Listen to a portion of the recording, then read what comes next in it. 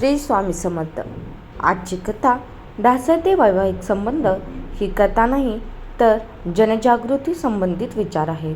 आजकाल बऱ्याच प्रमाणात वैवाहिक संबंध परिपूर्ण व दीर्घकाळ टिकत नाहीत अशी परिस्थिती आहे. काय कारणं असावीत? प्रमुख कारण वयोवृद्ध आईबाप. अडचण वाटते मी आणि माझं ही संकुचित विचारप्रवृत्ती, थोरा मोठ्यांची शिकवण, अनुभव, शिदोरी हा जाच वाटतो. आपली कर्तव्य पार न पाडणे, कष्ट नको, फक्त मौजमजा आणि स्वच्छंदीपणा, सामाजिक भान नाही, भल्याबुऱ्याची जाण नाही, बदलती लाईफस्टाईल, स्वकेंद्रित वृत्ती, दूरदृष्टीचा अभाव, मीपणा, उद्धटपणा, बेजबाबदारपणा, लवचिकता, समंजसपणा, कर्तव्यनिष्ठा, नात्यांची कदर, आदर आणि भावनिक जिव्हाळा या आणि अशा बऱ्याच गोष्टींची पायमल्ली होताना दिसते. त्यामुळे नात्यांची वीण घट्ट होण्याऐवजी कमजोर व पोकळ झालेली बघवायला मिळते. कुणीही या गोष्टींचा विचार करताना दिसत नाही. फक्त मी किंवा मीच कसा बरोबर आहे हे सिद्धता देण्याची मनोवृत्ती. पण स्वकेंद्रित होऊन कुठे आणि काय चुकते लक्षात घेत नाहीत. दोष एकमेकांवर ढकलून मोकळे होतात. आजकालची तरुण पिढी खूप बिनधास्त आणि बेफिकीर वर्तणूक करते. कॉर्पोरेट जगात वावरताना सर्व सुख तुम्हाला मिळू शकेल, पण खंबीर साथ, खरी माया, खात्रीचा आधार आणि मनःशांती फक्त एकसंघ कुटुंबातच मिळेल यात शंका नकोच. संसार दोघांनी मिळून फुलवायचा असतो. संसारात स्त्रीची प्रमुख भूमिका असते. स्त्रीच्या अंगी कुटुंब बांधून ठेवण्याची कसब असते आणि तिने ते वापरायलाही हवं. तिच्या वागण्या बोलण्यावर बऱ्याच गोष्टी अवलंबून असतात. आजूबाजूच्या नात्यांची जपणूक करायची असते. त्यांचे आदर्श, विचार, प्रेरणा आणि अनुभव खूप मोलाचे असतात, कारण त्यामुळेच तुमचा भावी संसार यशस्वी आणि भरभक्कम होतो. सर्व नात्यांना बरोबर घेऊन वाटचाल केली तर ती सुकर आणि वंदनीय होते, आणि ती स्त्रीही. पण हल्ली काय होते, लग्न होऊन सासरी आलेल्या मुली काही दिवस अलबेल वाटतात. नंतर त्यांना स्वतंत्र कुटुंब म्हणजे फक्त नवरा आणि बायको एवढेच आपले मर्यादित विश्व, त्यात बाकीची नाती अडगळ वाटतात. मग त्या काही ना काही कारणाने सतत नवऱ्याला टॉर्चर करणे, त्याच्या आईवडिलांविरुद्ध गैरसमज निर्माण करून घरातला एकोपा व महत्त्वाच्या नात्यात फूट पाडण्याचा आटोकाट प्रयत्न चालू असतो. त्यात मुलगी जर कमावती असेल तर तिचा अजून ॲटिट्यूड असतो. ती सर्वांना यासाठी वेठीस धरून मनमानी करते. सर्वच महिला अशा असतात असे मी अजिबात म्हणणार नाही, पण बऱ्याच अंशी मुली त्यांच्याप्रती असणारी जबाबदारी झटकतात. तिथेच सुरुंग लागतो नात्यात. आणि असे घडताना काही ठिकाणी माहेरची लोकही परिस्थिती समजून न घेता अशा विचारांना खतपाणी घालून मोठं करताना दिसतात. असं व्हायला नको. तुम्ही मुलीला व्यवस्थित गाईड केले तर ती सुधारणा करेल व पुढील बरेच मानसिक त्रासाचे क्षण टळतील दोन्ही कुटुंबातील. कधी कायद्याचा धाक दाखवून अशा मनोवृत्ती आपलं साध्य साधून घेतात. मुलगा सर्व खरं खोटं समजत असूनही मूग गिळून गप्प बसतो.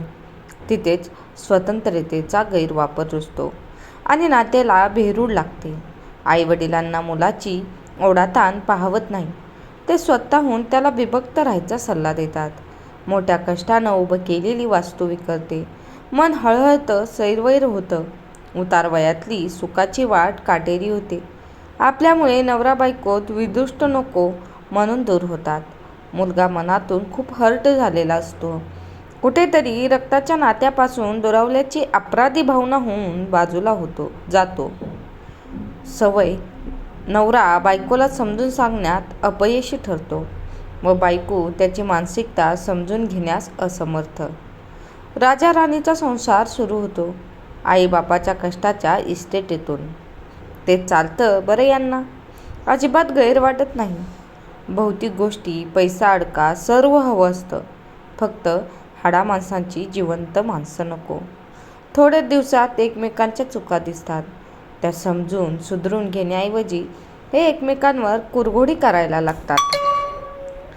स्वच्छंदीपणा, लहरीपणा, मीच का हा निरर्थक अहंभाव मुलाच्या मनात कुठेतरी सल असतेच. घर कुटुंब सोडल्याची तोही छुप्या पद्धतीने डावपेच घेतो आणि उदयास येते सोड भावना. तिथेच नातं न राहता व्यावहारीपणा येतो. तू वागते किंवा वागतोस म्हणून मी ही भावना जेव्हा निर्माण होते तेव्हा समजून जा अशी जोडपी विश्वास गमावून बसलेली असतात आणि ना एकमेकांप्रती प्रेम माया आपलेपण वयाच्या वाट्यावर चालू लागते. मानसिक विकलांगता येते. बिनधोक वागणं कुणाचा कुणाला पायपोस नाही बेबंदपणा यात वाहत जातात. एक दिवस नशेच्या आहारी जाऊन मनाचा संयम हरवून बसतात.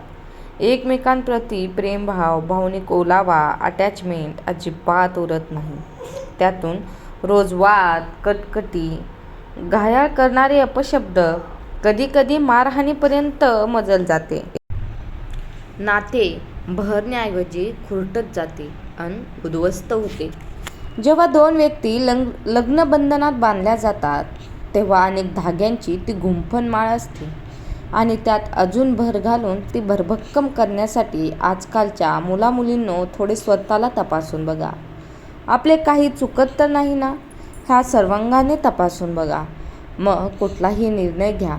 सुशिक्षित मुलामुलींनो, तुम्हाला तुमचे कुटुंब सांभाळता येत नसेल तर काय उपयोग पुस्तकी ज्ञानाचा आणि डिग्रीचा आणि त्या अमाप पैशाचा. जिथे भावबंधच नाही तिथे सर्व निरफळ. 2 जनरेशनमध्ये वैचारिक गॅप असू शकतो पण आपल्याला तो खुबीने भरून काढता आला पाहिजे. यातच तुमचं बुद्धिकौशल्य दिसून येईल.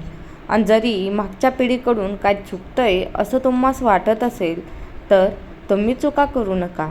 स्वतःची कर्तव्य जबाबदारी याचे भान असू द्या. कारण मागच्या पिढीने या गोष्टींचे भान ठेवून तुम्हाला इथपर्यंत आणलेले. यापुढे तुम्ही त्यांना घेऊन चला. चांगल्या परंपरांचं पिढी दर पिढी सुदृढ आणि निकोप व्यक्तिमत्व घडवतात.